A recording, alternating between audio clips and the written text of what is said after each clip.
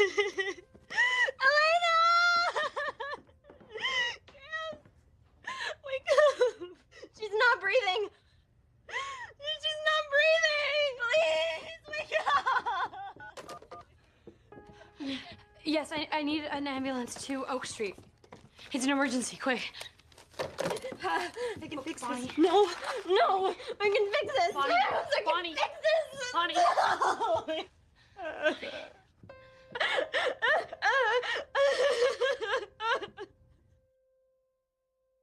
Look, let's be real for a second. When the Vampire Diaries first started, a lot of us were all in on Elena, Stefan, Damon, the whole love triangle drama. We were obsessed with the vampires, the romance, the brooding stares, and the endless who's going to get the girl tension. Meanwhile, Bonnie Bennett was quietly sitting in the friend zone, literally and figuratively. She was the witch, the best friend, the one who showed up with a spell when things got dangerous. Easy to root for, but easy to overlook when the Salvatores were on screen being chaotic and magnetic. But here's what a lot of us didn't fully clock at the time.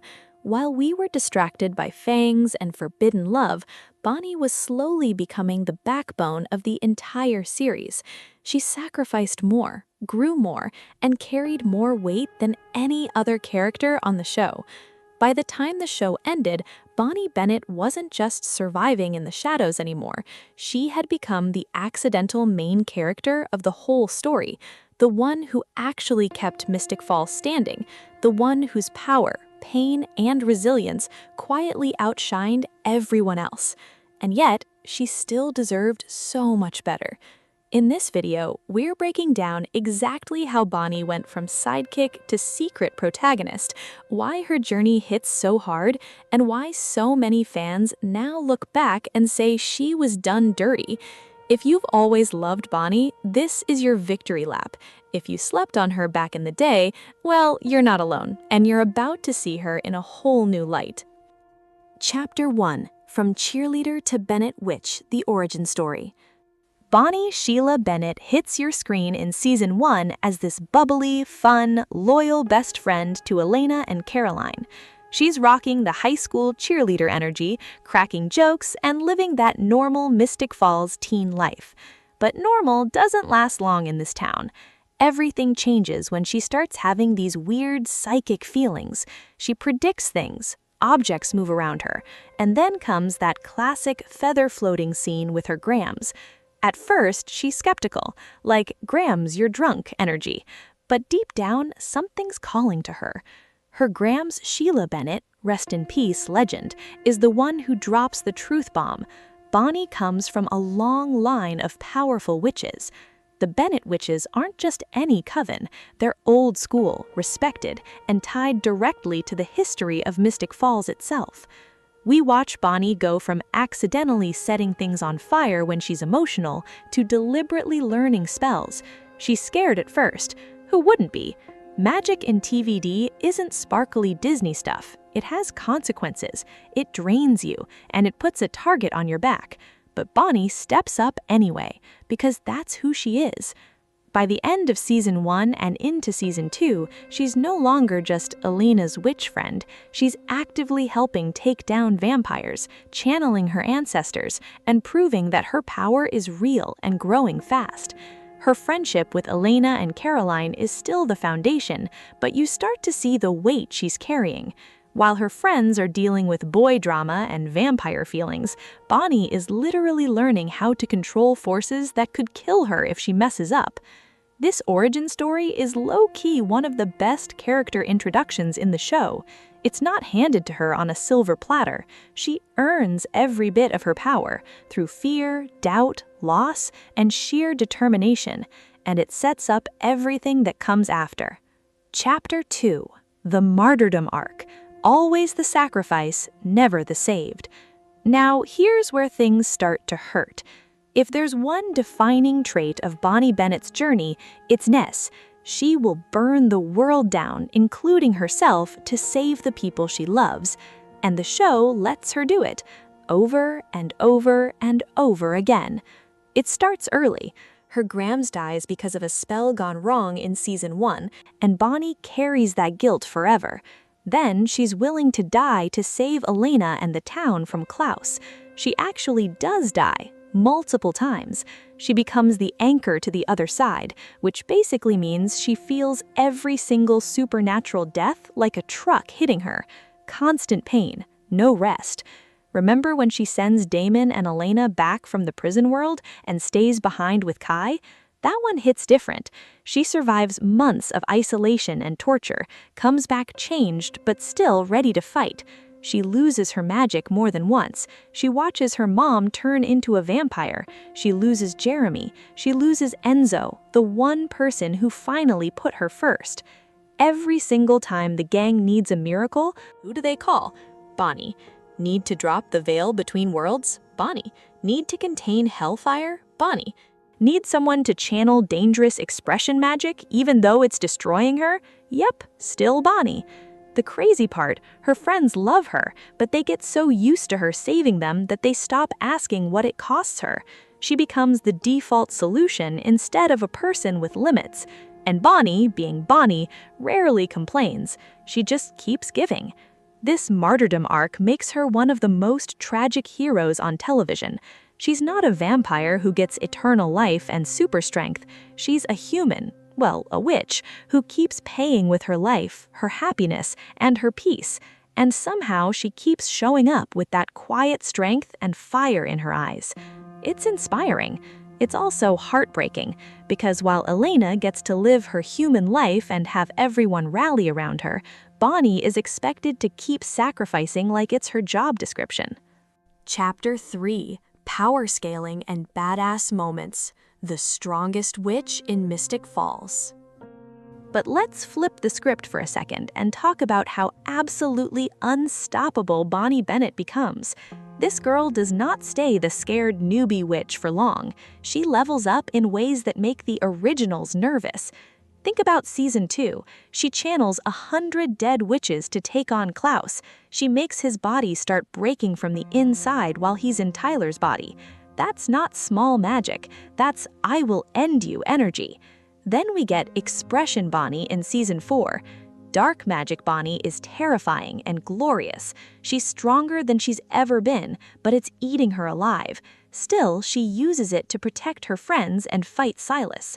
Prison World Bonnie? Survivor mode activated. She goes from broken and magic-less to figuring out how to get herself and Damon home. She stabs Kai, she outsmarts him, she comes back swinging. And don't even get me started on the finale. Hellfire is coming to destroy Mystic Falls. Catherine's back, Cade's chaos is everywhere. Everyone's panicking, and Bonnie stands there with her ancestors behind her. Sheila, Emily, the whole Bennett line, and she holds back literal hellfire. She saves the entire town one last time. Bonnie isn't just powerful for a high school witch, she's one of the most powerful witches in the entire TVD universe. She beats ancient enemies, survives prison worlds, masters multiple forms of magic, and keeps evolving after the show takes her magic away repeatedly. Her power isn't just flashy spells, it's her willpower. The girl who keeps getting knocked down, losing family, friends, her own life, and still finds the strength to stand back up and protect everyone else. That's the real magic. Bonnie called her. Emily, you there? Really? Emily, you there? That's all you got? Come on. Fine. Jeez. Did that just? Yeah, that just happened. Chapter 4: Relationships, the heart that kept giving. Let's talk about the relationships that made Bonnie who she is, and the ones that repeatedly broke her heart. On the surface, Bonnie has one of the strongest friend groups on TV. Her bond with Elena and Caroline is the heart of the show. They're the three musketeers, the girls who grew up together, who know each other's secrets, who show up for each other. Caroline and Bonnie's friendship especially gets better with time. You feel the real sisterhood there. They bicker, they support each other, they call each other out. It's beautiful. But even in her friendships, there's an imbalance. Bonnie is always the giver.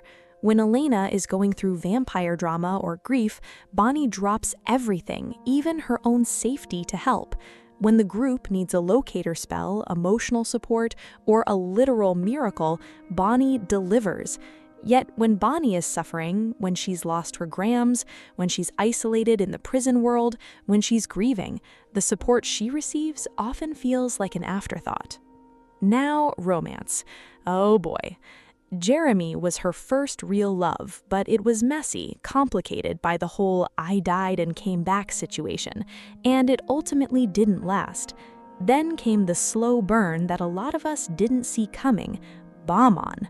The chemistry between Bonnie and Damon was electric from the start, even when they hated each other. Their banter, the reluctant respect that turned into genuine care, the way Damon eventually became one of the few people who truly saw Bonnie's worth, it was special.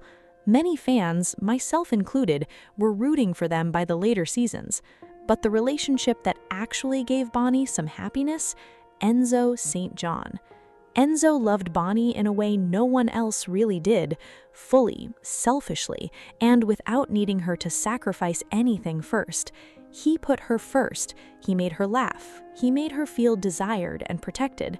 Their romance in the final seasons was pure serotonin, until the show ripped it away in the most devastating way possible. Losing Enzo crushed Bonnie in a way we rarely saw her broken before. The pattern is clear. Bonnie pours love into everyone around her, but the universe and the writers rarely let her keep it. She deserved a love story that stuck. She deserved to be someone's priority, not their emergency contact. Chapter 5: The Writing Problems, Tokenism, Plot Device, and Why She Deserved Better. All right, time to get a little critical, because we can't talk about Bonnie without addressing how the writers treated her. Bonnie Bennett is a textbook example of several frustrating tropes. She's the black best friend who exists to serve the white protagonists. She's the powerful female character whose power is constantly taken away or comes with brutal consequences. She's the sacrificial lamb the show keeps slaughtering for drama. Think about it. Elena gets to choose between two hot vampires and ultimately gets her happy ending. Caroline gets to become a badass vampire mom with multiple love interests and growth. Bonnie, she loses her family members, her lovers, her magic multiple times, and her life repeatedly. Every time she gets a win, the show finds a way to punish her for it. There's also the black savior issue. Whenever the town is in danger, it's Bonnie who has to bleed, suffer, or nearly die to fix it. The other characters rely on her power, but rarely give her the same energy back. Her trauma is treated as background noise, while everyone else's pain gets full emotional arcs and multiple episodes of support. Kat Graham herself has spoken about how difficult it was playing these constant losses, and you can feel it in the later seasons. Bonnie becomes more hardened, more isolated, more exhausted. It's realistic for the character, but it also feels like the writers didn't know what to do with her happiness. They gave her power, but they rarely gave her peace. They gave her incredible moments, but they rarely gave her lasting rewards. That's why so many fans say she deserved better. Not just more screen time, but better writing, better respect, better payoff for 8 seasons of carrying the supernatural weight of Mystic Falls. Chapter 6: The Accidental Protagonist, How Bonnie Carried the Vampire Diaries. Despite all of that, Bonnie Bennett quietly became the real protagonist of the Vampire Diaries. The show is called The Vampire Diaries, centered on Elena's story, but strip away Bonnie's involvement and the entire plot collapses in multiple seasons. She is the reason so many characters survive. She is the one who finds solutions when ancient vampires and thousand-year-old witches have none. She drives the mythology forward again and again. From stopping Klaus, to surviving the prison world, to anchoring the other side, to holding back Hellfire in the series finale, Bonnie is the one who shows up when it matters most. While Elena is making emotional choices and Damon is being chaotic, Bonnie is doing the actual heavy lifting. She grows more than almost anyone else on the show. She starts as an insecure teen who's afraid of her own power and ends as a confident, battle-tested witch who commands respect from vampires, werewolves, and other witches alike. Her journey is the most transformative on the show, and the fans noticed. Early seasons had people calling her annoying or useless. By the end, and especially years after the finale, the fandom largely flipped. Bonnie Bennett appreciation posts dominate TikTok and Tumblr now. "We didn't deserve her" is a common sentiment. She went from side character to fan favorite because we finally saw what the show tried to downplay. Bonnie was the heart and soul of the Vampire Diaries. So here we are. Bonnie Bennett was TV's accidental main character, a young woman with incredible power, an even bigger heart, and a willingness to sacrifice everything for the people she loved. She carried her friends, carried the plot, carried the supernatural consequences, and did it all while the show gave her scraps of happiness in return. She deserved a full, happy life. She deserved to keep her magic without it destroying her. She deserved a love that lasted. She deserved friends who protected her as fiercely as she protected them. She deserved better writing. She deserved better respect. Better payoff for 8 seasons of carrying the supernatural weight of Mystic Falls. But even with all the pain the writers put her through, Bonnie Bennett still shone. Thanks to Kat Graham's phenomenal, committed performance, Bonnie became an icon, a symbol of strength, resilience, and quiet power. She is, for many of us, the best character in the entire Vampire Diaries universe. So if you're watching this and you've slept on Bonnie until now, go re-watch with fresh eyes. Pay attention to her, root for her, because she earned it. Thank you so much for watching. If you're a Bonnie fan, drop your favorite Bonnie moment or quote in the comments. I read every single one. Which season showed us peak Bonnie? Let me know. If you enjoyed this video, make sure to like, subscribe, and hit the bell so you don't miss future TVD and character deep dives. Next time, we might tackle another underrated legend. I'll see you in the next one.